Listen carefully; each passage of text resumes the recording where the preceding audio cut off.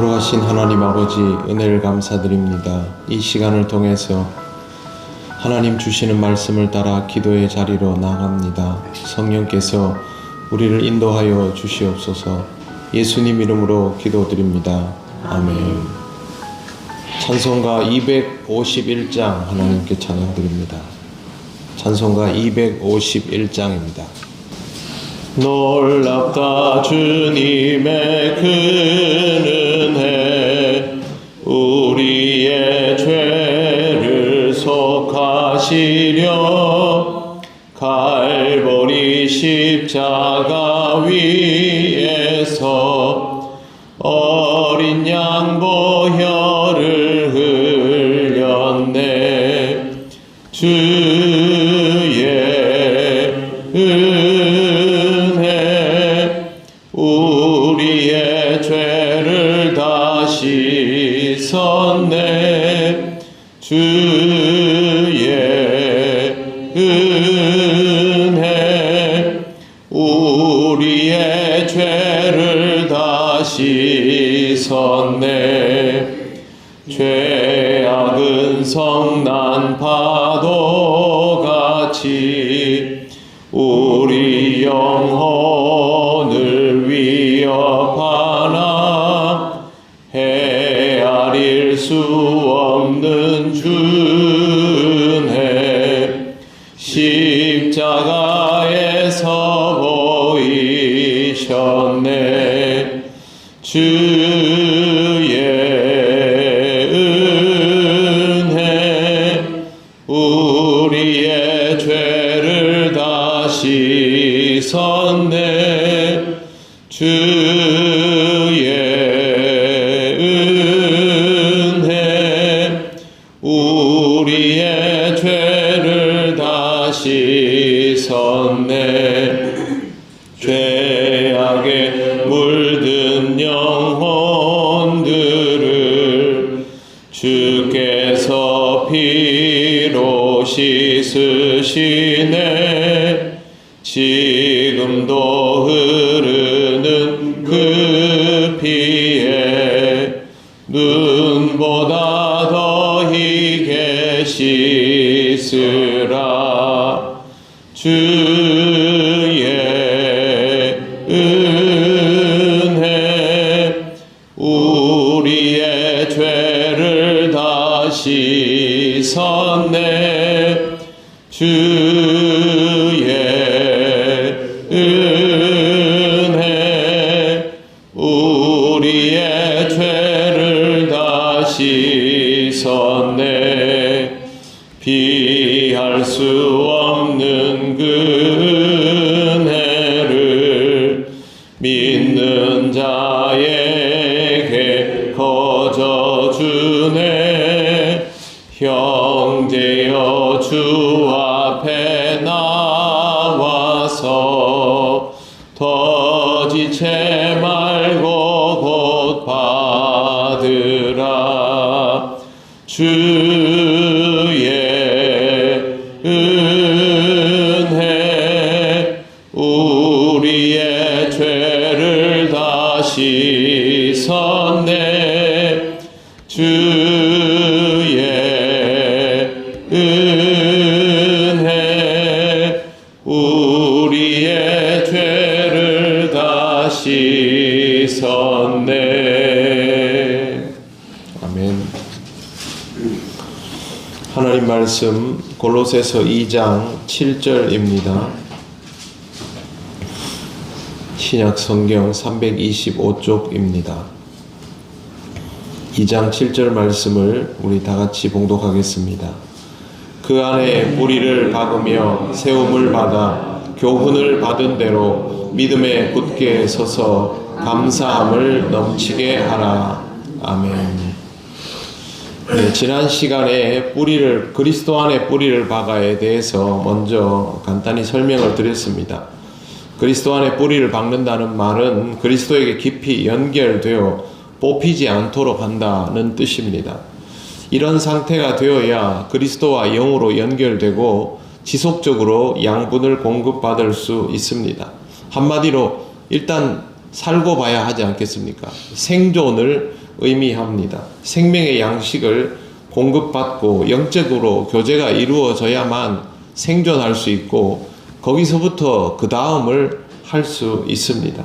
그래서 그리스도 안에 뿌리를 박아가 먼저이고 그 다음은 세움을 받아인데 이는 건물을 짓기 위해서 기초를 세우는 것을 생각할 수 있습니다. 건물이 커져도 무너지지 않으려면 결국에는 기초가 든든해야 합니다. 그리스도인은 신앙의 인격이 그리스도라는 터 위에 뿌리를 내리고 기초가 세워지는 과정입니다. 성경 말씀이 들어가면 말씀을 먹고 성장하게 되는데 말씀에 있어서 기본기와도 같은 것들이 이 기초를 만드는 역할을 합니다.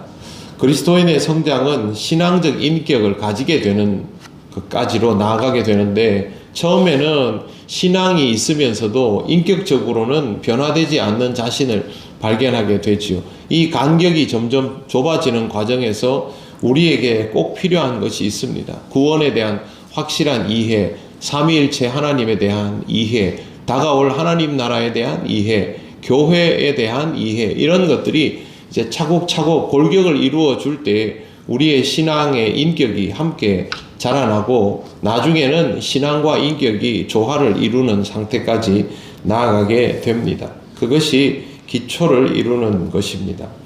그 다음은 믿음에 굳게 서서인데 믿음에 굳게 서서라는 표현 앞에 교훈을 받은 대로 믿음에 굳게 서서라고 되어 있습니다.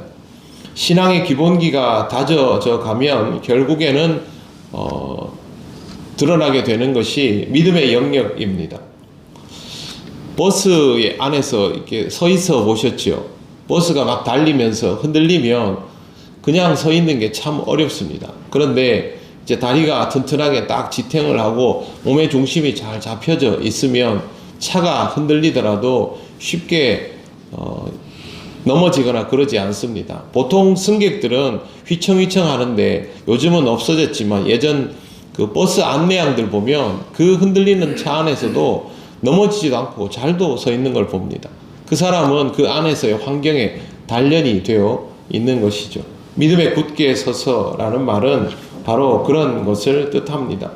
이 믿음은 들음에서 나고 들음은 그리스도의 말씀으로 말미암는다는 로마서 10장 17절 말씀이 있는 것처럼 교훈을 받은 대로 말씀의 가르침 위에서 흔들리지 않는 인격의 상태가 되어가는 것이 믿음에 굳게 서는 것입니다. 이런 상태가 되면 감정이나 상황이나 조건에 오락가락하지 않게 되고 그럴수록 견고해지는 자신을 발견할 수 있습니다. 감정이나 상황의 조건에 영향을 덜 받게 되면 그 상황에서 그 조건에서 힘들다 아니다로 판단하기보다 그 안에 무슨 의미가 있는지를 묵상할 수 있게 됩니다. 그러면 이렇게 해도 하나님의 계획이 이 속에 이렇게 있고 저렇게 해도 하나님의 계획이 이 속에 있고 이게 나에게 이래서 유익하고 저건 나에서 이렇게 감사하고 이렇게 나가게 되는 것이죠. 그때부터 이 믿음에서부터 감사로의 다리가 연결이 되는 것입니다. 그렇게 하면 하나님의 계획과 섭리 속에 모든 일이 있다는 것을 깨닫게 되며 거기에서 유익을 얻기에 감사는 자연스럽게 나오게 되어 있습니다. 바울이 이런 부분을 너무 잘 알기 때문에 믿음에 굳게 서서라는 조건을 말하고 그 다음에 감사를 말합니다. 감사는 견고한 믿음의 토대 위에서 이루어집니다. 믿음이 없으면 감사도 따라올 수 없습니다. 하나님이 하신 일이라고 신뢰하는 것과 신뢰하지 못하는 것의 차이를 생각해 보면 쉽게 답을 얻을 수 있습니다. 어떤 상황 속에서도 하나님의 계획과 섭리가 있다라는 것을 믿는 자에게 감사가 있게 됩니다. 그래서 감사의 선행 조건은 믿음입니다. 바울은 이 감사를 넘치게 하라고 말합니다. 넘치게 하라는 말은 그릇에 물을 부으면 어느 순간부터 넘치죠. 근데 여기에 나오는 표현은 한 번 그렇게 하라는 게 아니라 지속적으로 계속 부어서 계속 흘러 넘치게 하라는 의미가 들어 있습니다. 감사함을 넘치게 하라, 범사에 감사하라, 모두 명령으로 이루어져 있습니다. 우리는 이런 표현들이 왜 명령인지를 생각해 보아야 합니다. 감사가 그냥 나오는 것이 아니라 그리스도 안에 뿌리를 박으며 세움을 받아 교훈을 받은 대로 믿음이 견고해져야 비로소 나오게 되는 것이기 때문에 감사를 명령하는 것입니다. 감사는 감정이지요. 그런데 그 감정이 우리 안에 자연스러워질 수 있도록 신앙의 이 과정들을 꾸준히 잘 밟아 나가라는 의미가 여기에 들어 있습니다. 감사는 위선으로 할 수 없습니다. 하나님은 우리가 정말 감사하는지 아니면 감사해야만 한다라고 생각하는지 무엇을 알고 감사하는지 잘 모르면서 입으로만 감사하는지 다 아시는 분입니다. 여러분의 삶 속에 감사가 가능해지시기를 바랍니다. 모든 것을 감사의 조건으로 받아들일 만한 믿음의 사람이 되어 가시기 바랍니다. 신앙의 기본기가 탄탄한 사람이 되어 가시기를 바랍니다. 언제나 주님으로부터 모든 것을 공급받고 있음을 깨닫는 하루하루가 되시기를 바랍니다.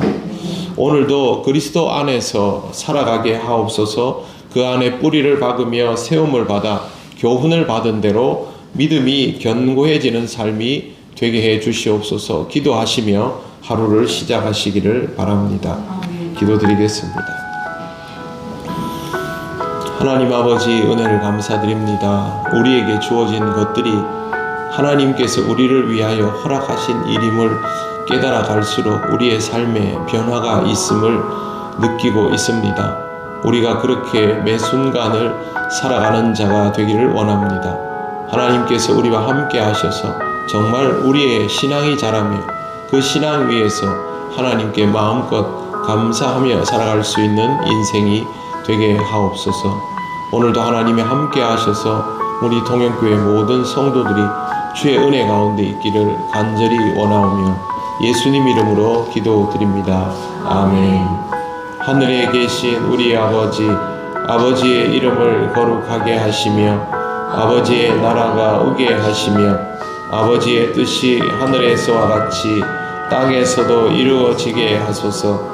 오늘 우리에게 일용할 양식을 주시고 우리에게 잘못한 사람을 용서하여 준 것 같이 우리 죄를 용서하여 주시고 우리를 시험에 빠지지 않게 하시고 악에서 구하소서. 나라와 권능과 영광이 영원히 아버지의 것입니다. 아멘.